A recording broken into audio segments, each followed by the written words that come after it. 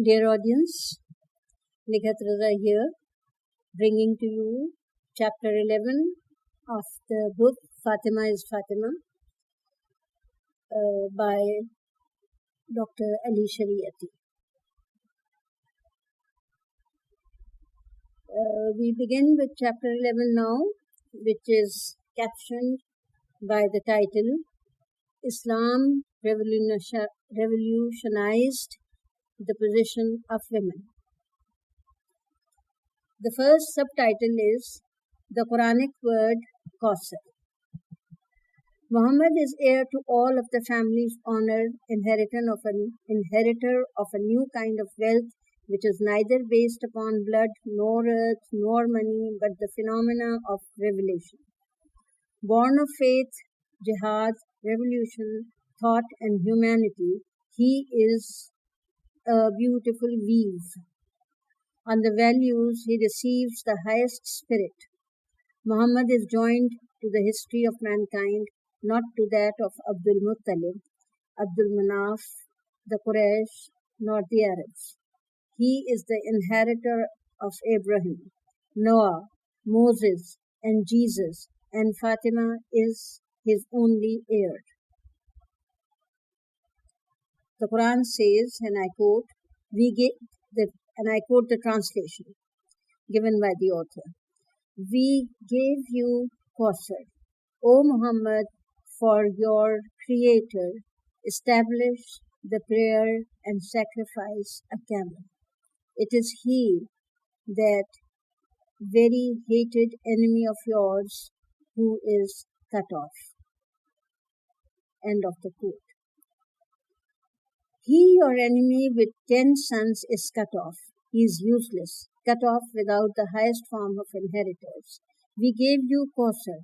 Fatima is in this way that revolution appears in the depth of the conscience of time.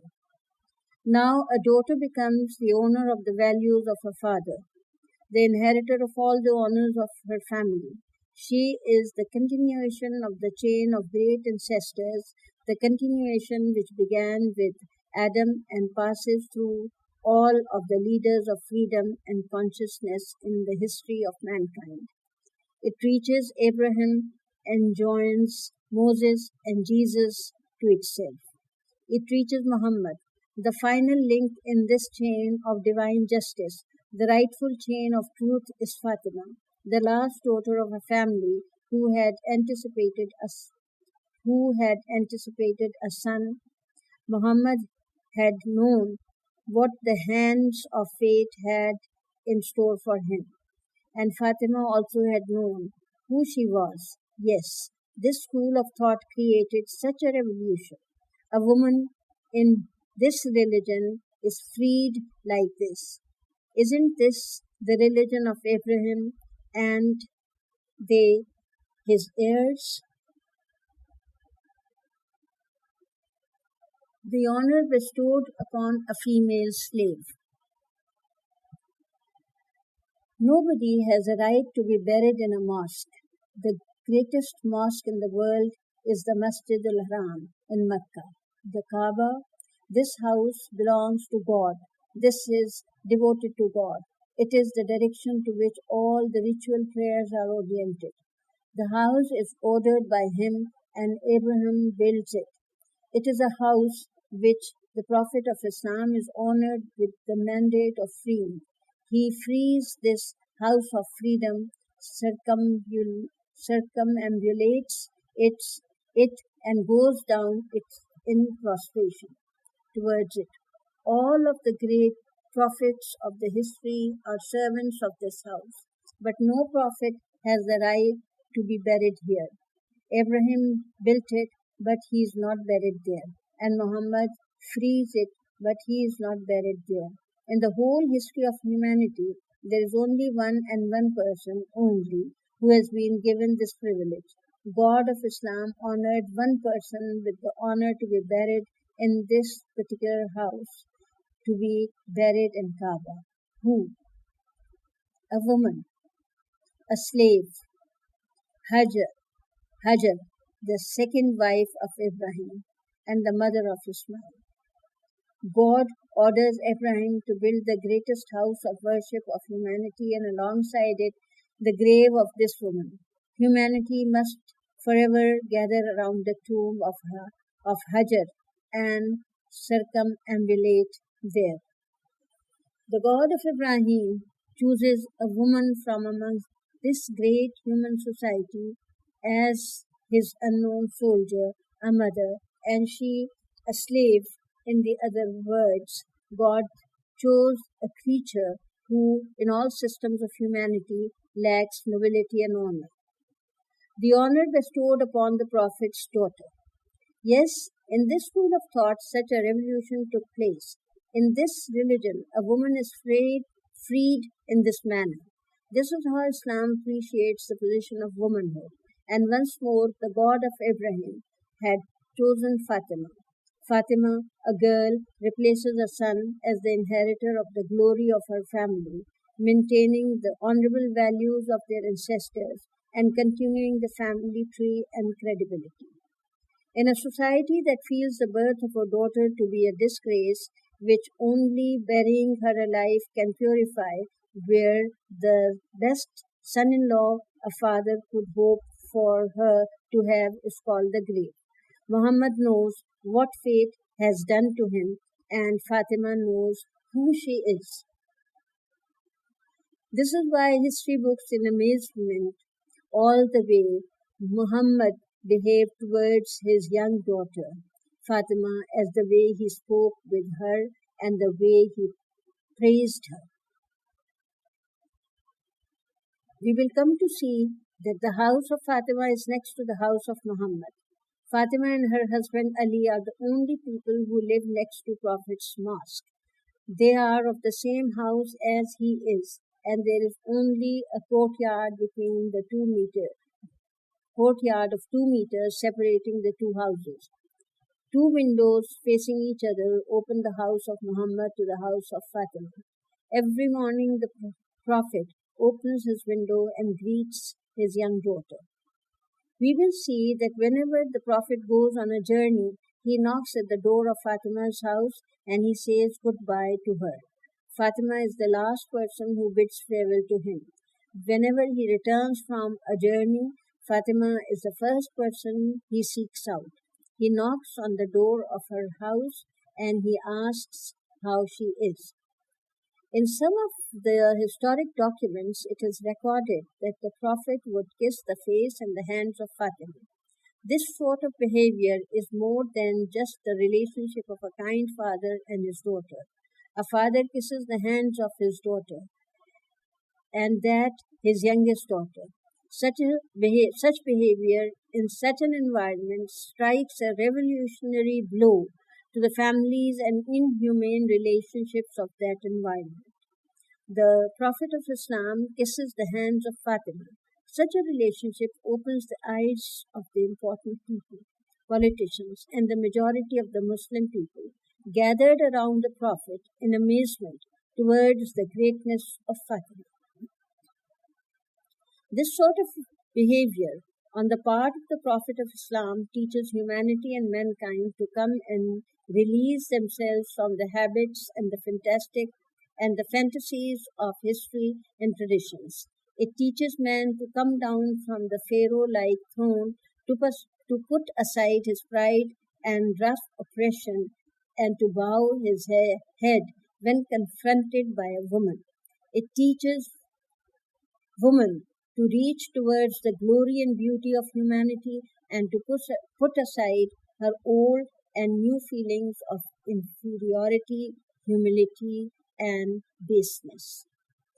This is why the words of the Prophet not only show the kindness of the father, but also bring out her responsibilities and strict duties.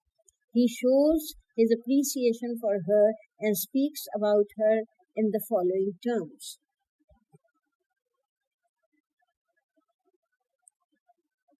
I quote, "The best women in the world were 4. Mary, Asiya, wife of Pharaoh, who brought up Moses, Khadija, and Fatima. God is satisfied when her contentment God is satisfied with her contentment and becomes angry from her anger. The contentment of Fatima is my contentment. Her anger is my anger. Whosoever loves my daughter Fatima loves me. Whosoever makes Fatima content makes me content. Whosoever makes Fatima unhappy makes me unhappy. Fatima is a part of my body. Whosoever hurts her has hurt me, and whosoever hurts me has hurt God. Quotation ends. Why all this repetition? Why does the Prophet insist upon praising his young daughter? Why does he insist upon praising her in front of other people? Why does he want all of the people to be aware of this special feelings towards her? And finally, why does he so emphasize the contentment and the anger of Fatima? Why does he so often repeat the word hurt in relationship to Fatima? The answer to this very sensitive and important point is clear. History has answered it all. The secrets of these wondrous actions will be unveiled in the near future, in the few short months after the death of her father. The mother of her father. History not only always speaks of the great ones, it only attends to them. Children are always forgotten. Fatima is the youngest child in the family. Her childhood passes in a storm. Her birth date is debated. Tabari, Ibn Ishaq, and Sira Ibn Hashim mention 5 years before the Prophet's mission. Murawwij al-Zahid Masudi mentions the opposite, 5 years after the Prophet's mission. Yaqubi takes the middle, but not exactly by recording after the revelation.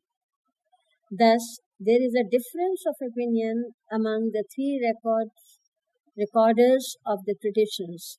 The Sunnis, they say 5 years before the mandate of the Prophet, and the Shiites say 5 years after the mission. We leave this discussion to the scholars so that they can enlighten us as to the exact date of her birth. We are concerned with Fatima herself and the reality of Fatima.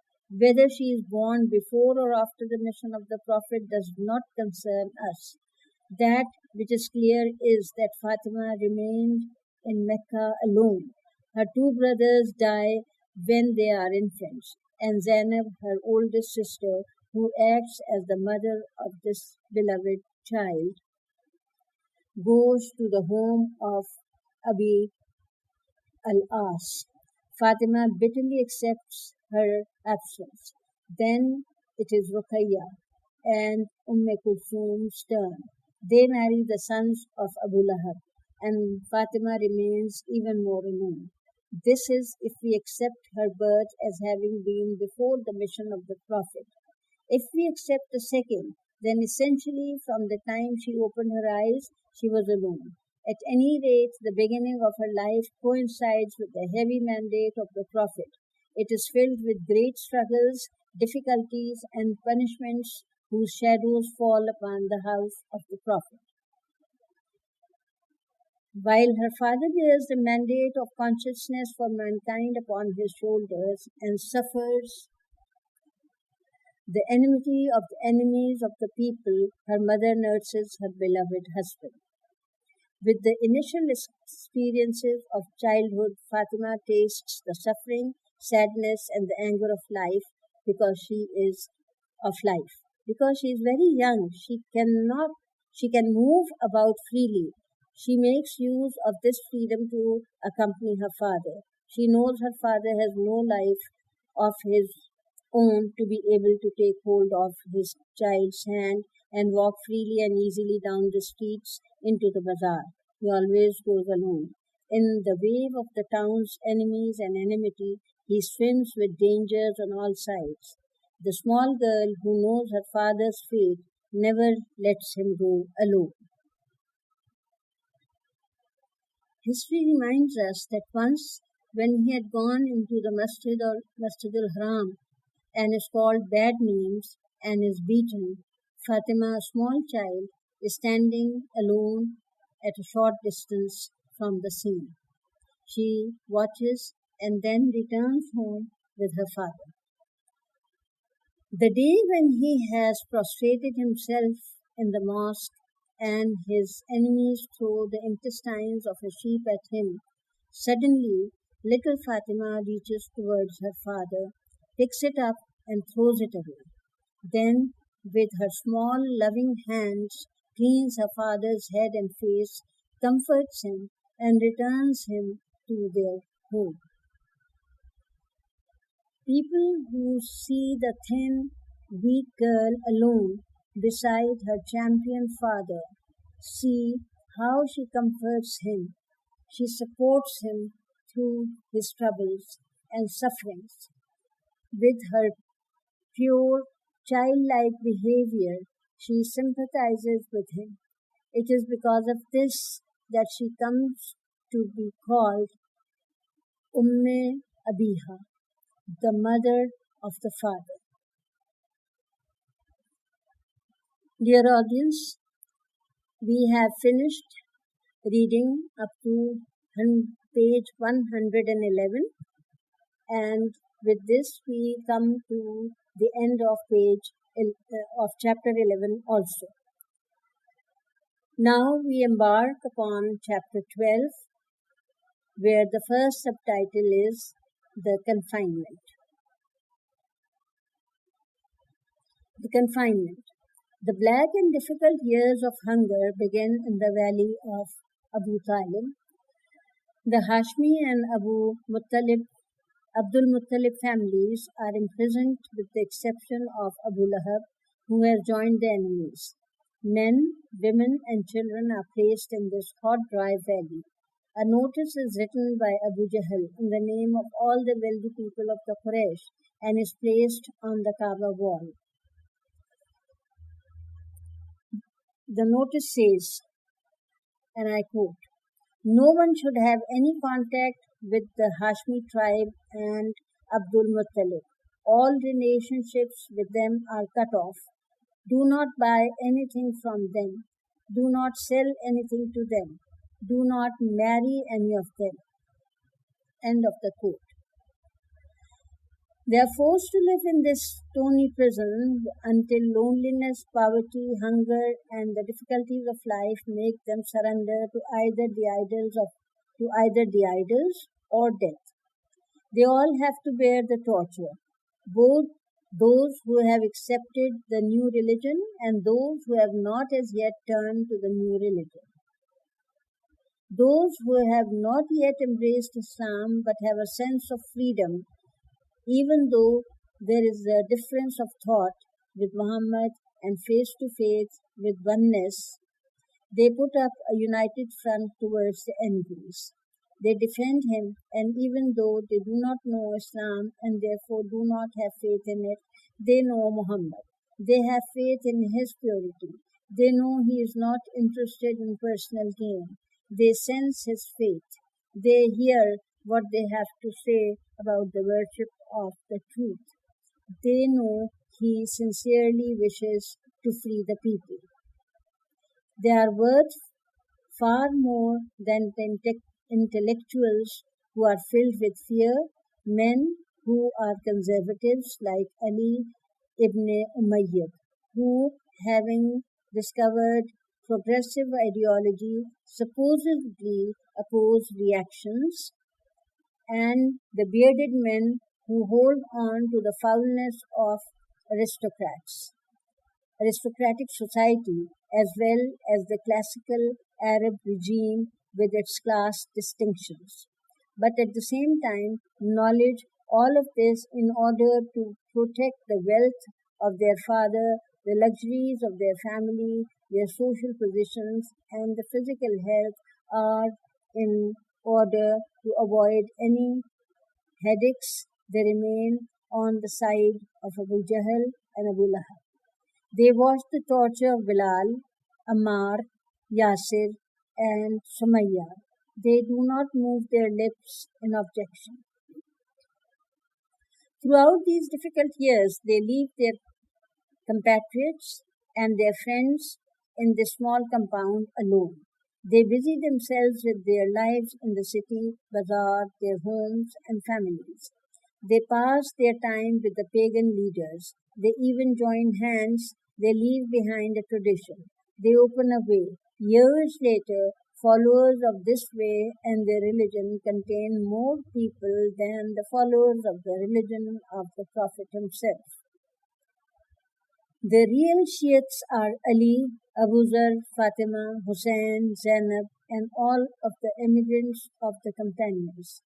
But those like Ali ibn Umayyad are the first Muslims to contain the practice of dissimulation, which means pious fraud, even though the Prophet has forbidden it. They remain loyal to this beneficial principle and do not relinquish it until their death. It is when the fire of new faith alights upon their spirits and a movement full of danger begins in society, based upon experiment, choice, and obligatory test, where one speaks to the self clearly and without deceit, that the wonders of humanity appear. The glories are accompanied by the feelings of inferiority, contempt, strengths, as well as weaknesses. All these are hidden within the spirit, and all of them reveal themselves. Now, in the frightening compound, there are people who are not Muslims and yet bear the difficulties with patience, silence, and 3 years of hunger and loneliness. They share the shadow of danger. They take part in God's great revolution of humanity. In this most sensitive moment of the beginning of the history of Islam, they share the pain, understanding the position of Muhammad, Ali, and their companions. But the black cloud of ignorance covers the comfortable and happy city, which is filled with conservatism, contradiction, painlessness, and shamelessness.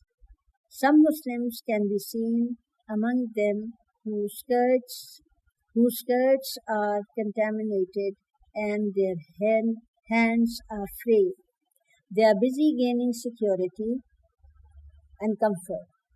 Are they the viewers or the players in this tragedy? The question arises because in their imagination they believe they have religion. They love religion, religious people. They feel themselves to be enlightened. The families of the Hashmi and Abdul Muttalib tribes cut themselves off for 3 years from their city, their people, their freedom, and even their means of livelihood, and live in this confinement. Is it possible to leave the valley in the middle of the night and hidden from the eyes of the spies of the Quraysh, get some food for the hungry who are wailing in jail?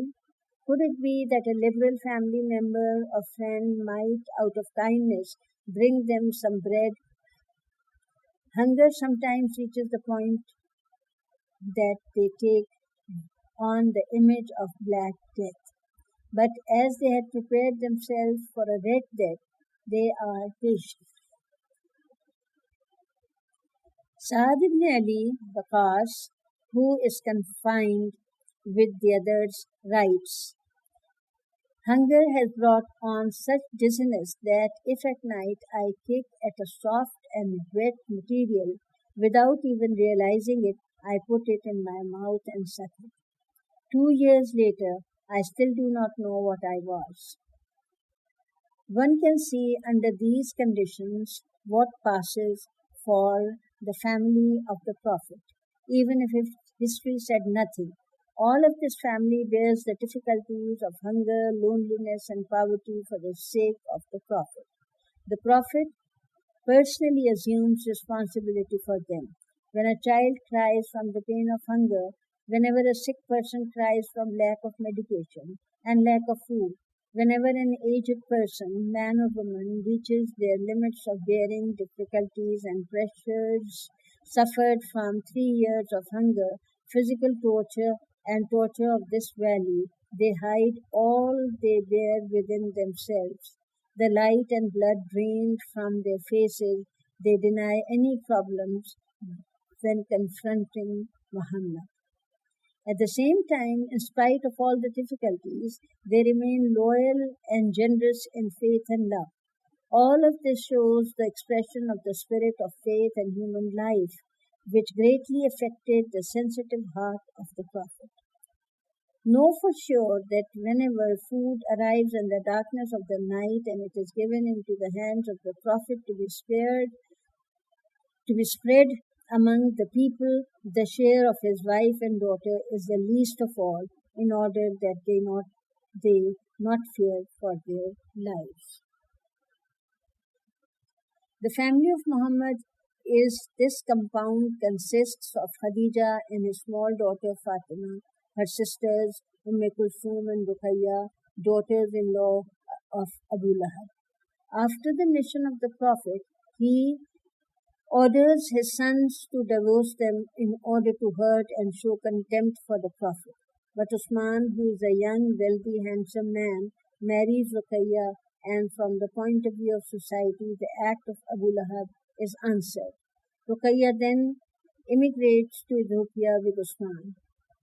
Kulthum, whose life had fallen apart and who had given up her happiness because of her faith in her father, now found herself in the compound, preferring hunger and remaining with her generous and heroic father in the way of faith and freedom, of living in comfort and ease with her malicious and conservative husband, Utbah.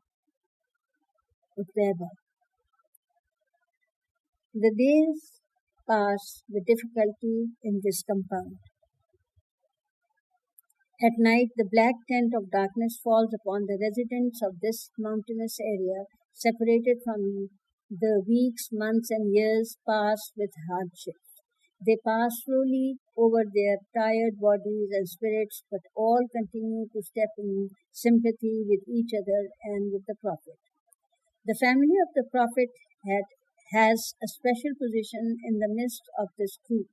The head of the family holds heavy weight of their bitter fate upon his shoulders. Kulthum, her happiness destroyed, has moved from the home of her husband to that of her father. His other daughter, Fatima, is still a young girl, either 2 or 3 years old, or 12 or 13. At the same time, she has a weak constitution. She has a sensitive spirit, full of feelings. His wife, Khadija, very aged, perhaps 70 years old, having lived through the 10 years of Prophet's mission and 3 years in the compound, having suffered hunger, having witnessed the constant torture of her husband and daughters, and bearing the death of her 2 sons, has not given up patience, but the flow of strength to her body has been stopped. At every instant, death appears to her. In this state, the hunger in Muhammad's house cries out so loud that the aged, sick Khadija, who has lived her life in wealth and has now given everything in the way of Muhammad, puts a bit of leather in water and holds it between her teeth. Fatima, the young sensitive girl, is worried about her mother, and her mother is worried about her last frail daughter, whose love for their mother and father is a common expression among the people. A day among the last days of their imprisonment, Khadija, who senses the approach of her death, is bedridden. Fatima and Kulthum are sitting beside her. Her father has gone outside to distribute the rations. Khadija, aged, weak, sensing the difficulties she has lived through, says with a sense of regret, "If only my approaching death could wait until these dark days pass and I could die with hope and happiness."